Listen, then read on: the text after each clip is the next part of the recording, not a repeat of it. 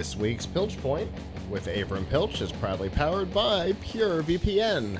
The best way to protect your privacy online is with PureVPN.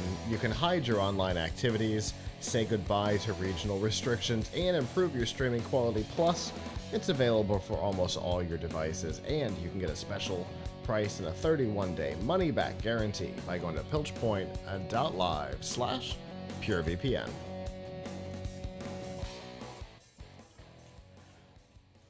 So, Avram, this was a big week for product announcements. Wild. I could even start on Saturday, but not something that I normally cover. But Saturday was Minecraft Live, and they announced some new Minecraft creatures. True. My son was really big on that, so we ended up watching it, and they're going to have new. They were talking about new update packs and things like that, but. Let's talk about the three major announcements. Really, two major announcements plus one that's kind of major to me. So on Monday, Apple announced its new MacBook Pros, but take a step back, it announced new processors to power those. So as many of us know, Apple has been making its own ARM-based processors and getting rid of Intel from its computers for a couple of years now. Well, really for a year now, and it just announced two more powerful processors. The original was the M1, and now there's the M1 Pro and M1 Max, which are in the new 14 and 16-inch MacBooks that are coming out. And you can pre-order, I think, now or I think next week. So the M1 Max, the most powerful member of the family, has 57 billion transistors, which is a lot of transistors. It has 10 CPU cores, 24 or 32 GPU cores, depending on which model you get, and can support up to 64 gigabytes of RAM. The M1 Pro, which is the lower end of these two, has 33.7 billion transistors, 8 or 10 cores, CPU cores depending on which model you get, and 14 or 16 GPU cores, and supports up to 32 gigabytes of RAM. So these are in the new M1 Pro and M1. These are in the new Apple MacBook Pros, which are up for pre-order and actually shipping on the 26th. The cheapest MacBook Pro you can get with it starts at $19.99, and that is with a 14-core GPU. If you want the 10-core CPU and 16-core GPU, you need to spend at least $2,500. And if you want the M1 Pro, the M1 Max, you need to spend at least $28.99 on your laptop. So these are all Apple's ARM-based processors, but remember they run Apple software pretty well because most of it has been ported to ARM or can run well through emulation. The new MacBook Pros are going to ship with new Mac OS Monterey. And another cute little thing is that the MacBook Pros have seen a few major changes to them besides just the CPUs. No more touch bar, so the function row is back with actual keys. There's no touch bar as there had been for several years. They have brought back a dedicated HDMI port, dedicated SD card slot, and you can charge over USB-C, but there will also be a MagSafe connector so you can charge via MagSafe if you prefer that, and it'll charge faster. MagSafe 3 is what I think I heard it called, though it visually looks just like 2, but I imagine there's probably more power behind it. Yeah, I think it's faster charging for MagSafe 3. And besides that, the webcam, mirroring what we've seen on phones, is in a notch. So the webcam is now taking up part of your screen real estate on your screen. And I guess because Apple has most apps, unless they're full screen, they have the menu bar on the top. Well, now the middle of that menu bar is going to be a black box where the webcam lives. Fortunately, And I think since they are upgrading the webcam to a better webcam, so that's good. and since we know that the notch is the favorite feature on the iPhones, no wait, strike that. The opposite. It's one of the most hated features of the iPhone. It makes sense that they would bring it. Nope, not that either. I don't understand the move. It seems really silly. And I developers now have to, for full screen mode, developers now have to choose their behavior, whether they will sit below the notch in full screen mode or whether they will deal with the notch, which I don't like this you know, companies being ashamed of the front facing cameras on their devices, whether it's a phone or a laptop. You need a good webcam. If we haven't learned anything in the last year and a half of people doing remote work, it's that you need a good webcam. Everybody needs a good webcam. And most laptop webcams are still terrible. So you know what? I would rather have a slightly thicker space above my screen to give me a good quality webcam and not have it obstruct my workspace than look cool by having it integrated into a notch. So that is really frustrating. Now, on the flip side of all this, Google just had a product announcement too, but Google's announcement is about phones. So this one is more up my alley because these sound to me really cool. So the Pixel 6 and Pixel 6 Pro are coming out. The Pixel 6 is only going to be $599, which is a great price, and the 6 Pro is $899. So that's much better than what you normally are paying for high-end Samsung phones, right? Uh, they also have a new processor, Google's Tensor processor with Titan M2. They claim that it is faster than a Snapdragon processor, but beyond all of that, it has built-in AI optimization for doing things like real-time translation and computational photography.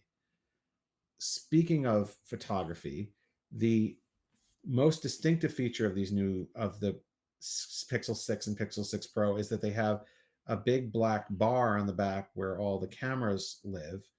And you could think that it kind of sticks out like a sore thumb, or you could think it's like sunglasses for your phone. Anyway, the main camera is now 50 megapixels.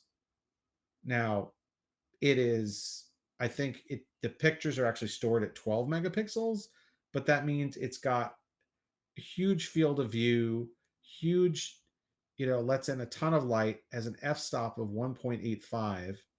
So absolutely sounds like it's going to be absolutely fantastic for photography.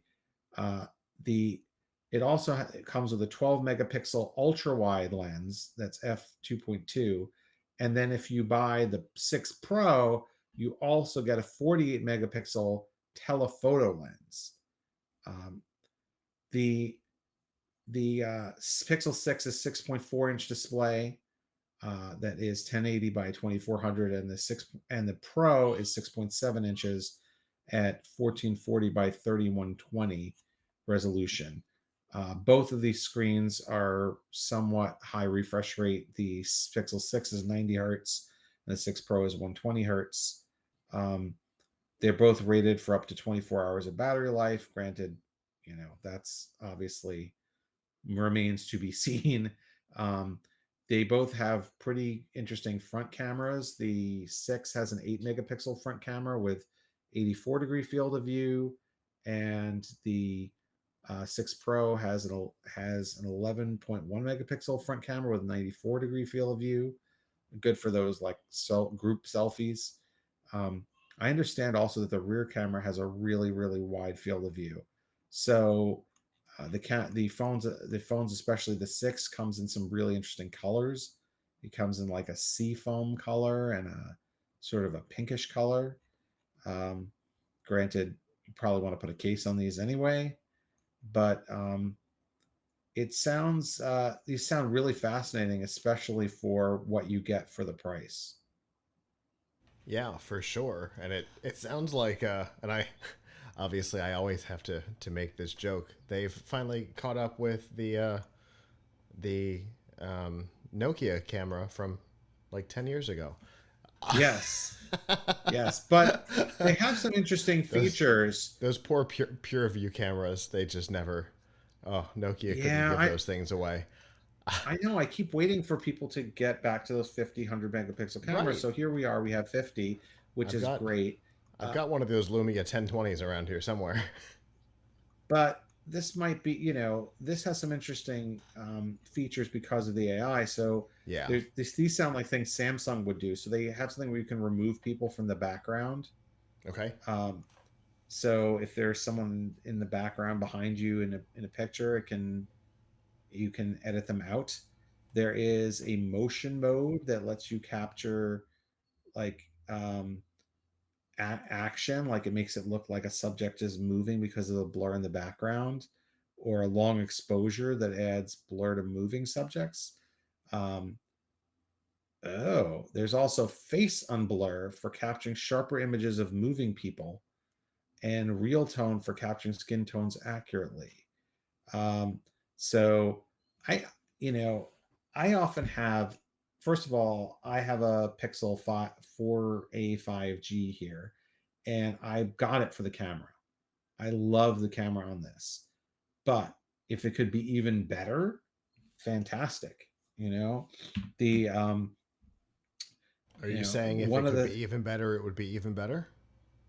Yeah, I mean, yes. If it would be even better, I'd be even happier because, I mean, there's a need for it to be even better, right? Especially if you've got young children, as I do. You you want to catch them doing something cute, and inevitably it'll be like their face will blur because they're doing something, right? So if this could deal with that, fantastic. Or they're doing something really cute, but you don't have all the lights on in the room, so it's a little dark, or um, they're doing something really cute and running around, and wouldn't it be neat if you could capture the motion of it? So all those things sound really good to me. Yeah, for sure. It's been a while since I've been excited about Google hardware, but this one actually sounds exciting. I think our listeners and viewers are aware that I tend to go for the weird devices, right? Hence my obsession with Palm, and then uh, I've got a Surface Duo out in the office. Uh, but this one sounds like it would be a great, like, the phone that we carry for live blogging from CES, because we can take great Yeah, pictures without having to worry about so much clutter and so much yeah, somebody that's bumps that's you and another things like thing. that. Yeah, Because exactly. we've talked That's about an having one of those for the team for a while. We've got a couple of corporate Yeah, lines. We could throw a SIM card in and put it out into the wild. This yeah. sounds like the perfect device for that. Yeah, no doubt. I mean, this is my camera for work, right? So people send me a Right. laptop to review. I try to find a nice clean space in my office, which is hard to do. But when I do, I can take pictures of it, and those are what we use. So, the better quality phone camera I have, the better I can do my job. So it's definitely like that's the main thing I get excited about with phones these days, is if the camera gets better. Because honestly, I don't think the screen has to get that much better. The screens are really good at this point, unless you really care about about variable, getting a high refresh rate for your phone gaming. But I don't really care that much about phone gaming personally. So yeah, I mean, that's when you're doing something major with the camera, that's really impressive. Finally, speaking of other things that are impressive, at least to me, is something that was announced today: the Raspberry Pi build hat. As longtime viewers know, I'm a big Raspberry Pi fan. I have a lot of Raspberry Pi stuff hanging around. Here's one in a case that's sitting here. But this new thing that's coming out, it's called the Build Hat. A hat is an add-on board. So with the Raspberry Pi, you have these 40 pins here. They are called the GPIO pins. And then you can buy boards that attach them, and those are called hats, because hat stands for hardware attached on top. And the Build Hat for $25 is something that is made in partnership between Raspberry Pi and Lego. And it has four, what are they called? LFN2, is it LPF2? LPF2 connectors. Those are the little connectors that come on modern era, the last like 3 or 4 or 5 years, Lego electronics. So if you have a Lego Boost set, if you have a Lego Power Up set, if you have some of their new education and STEM sets that are used in the classroom, there are lots of lights and motors and sensors that have this connector. And with this, you can connect them directly to a Raspberry Pi, where you can then use Python programming language to control them. So you can use this in your Lego robots, you can use the Lego color sensors, you can do all kinds of cool stuff, and then you can stack another hat on top of that. So if you want to do something else, like add different kinds of sensors, add different kinds of motors, add RGB LEDs, all the different kinds of electronics that you can use with Raspberry Pi. And with the intelligence of Raspberry Pi, you can do things like object recognition. I mean, you can also use the Raspberry Pi camera with this. So it's really neat. The Build Hat. It's right now, I think you can pre-order it on Spark Fun and Pimoroni. It's not available yet, I think, unless you go to the physical Raspberry Pi store in Cambridge, UK. But it will be available for $25. And then to power it, you will need either batteries or a barrel connector that can emit, I think, 8 volts. So there's an official for $15 power supply for it as well. But I think the really neat thing is that Lego and Raspberry Pi worked on this together so that you can really like superpower your Lego builds. It's great for kids who are learning to program. It's great for adults who want to build robots and things and use Legos instead of trying to 3D print or otherwise fabricate the pieces that they need. They can use Lego for serious projects. So it's really cool. Yeah, I can see it being used for like kids that are coming out of the first Lego League, right? Who have been working with Lego hardware and the Lego platform. They know the components, they know the sensors, and then this gives them the ability to continue to use all of that and bring it forward into Raspberry Pi to add some more complex isn't quite the word I'm looking for, but you know what I mean, more full-featured programming capabilities to it. I love this idea. Yeah, so I mean, you can program some of the newer Lego education kits do have their own programming language, Mm-hmm. but their programming language is uh, their own. It's is a proprietary block-based language, right? Right. So what you can do with Raspberry Pi is now you can use standard Python. Um, you can also use just a whole other world of electronics. And Lego is actually supporting this in another way, which is if you buy one of their education kits, which is really expensive, so it's really for the classroom, it's like $300-$400. It comes with a Mm-hmm. plate that you can screw your Raspberry Pi into and use that to attach it to your Lego build. Now, that's their official solution to attaching the Raspberry Pi to a build, but there's a lot of unofficial solutions for doing that. 3D printed plates that you can get, things like that. So you don't have to necessarily buy their expensive kit to be able to physically attach your Raspberry Pi.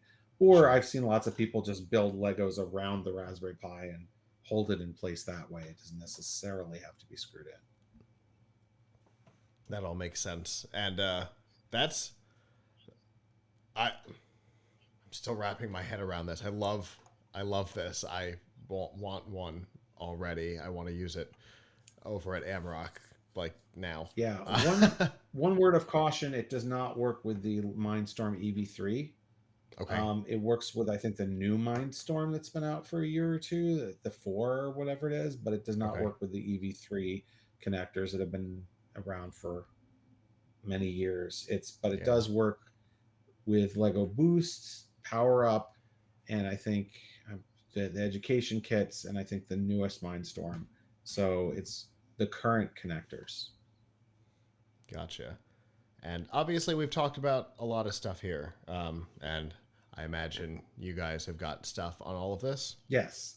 So if you go to Tom's Hardware, you can learn all about the Raspberry Pi build hat, including a tutorial on how to use it, even though you probably don't have it yet. You can learn all about the M1 Pro and M1 Max processors. We didn't really do a lot of coverage of the Google Pixels because we don't cover phones, but our colleagues at Tom's Guide, not to be confused with Tom's Hardware, they're kind of the Best Buy to our new egg, have covered that really well. So yeah, there's a lot. There's a lot to read about. There's a lot of exciting stuff, and who knows? The week is only half old, and the month is only a little more than half old. So we may be seeing some more cool products by the time we talk next time. It does seem likely. Well, as always, Avram, I appreciate you bringing this stuff to our attention because, like I always say, we don't have time to see all of this, and I appreciate that you are able to introduce us to it, and I cannot wait to see what we talk about next.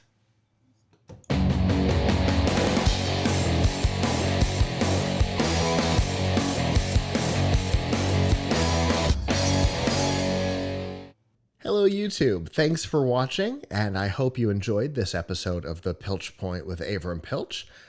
If you did, please subscribe to our channel, and of course hit the notification bell since subscriptions don't mean much on YouTube anymore.